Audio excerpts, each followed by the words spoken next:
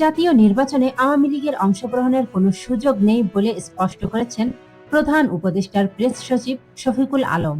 তিনি জানান, আওয়ামী লীগের বিষয়ে সরকারের অবস্থান একেবারেই পরিষ্কার।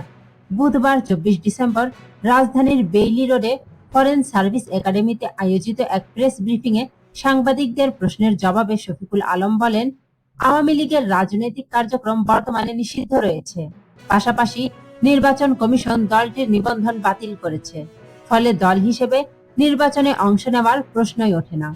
এ সময় এক সাংবাদিক যুক্তরাষ্ট্রের 5 জন আইন প্রণেতার চিঠি প্রসঙ্গে প্রশ্ন করলে প্রেস সচিব বলেন, বিষয়টি সম্পর্কে তিনি অবগত নন।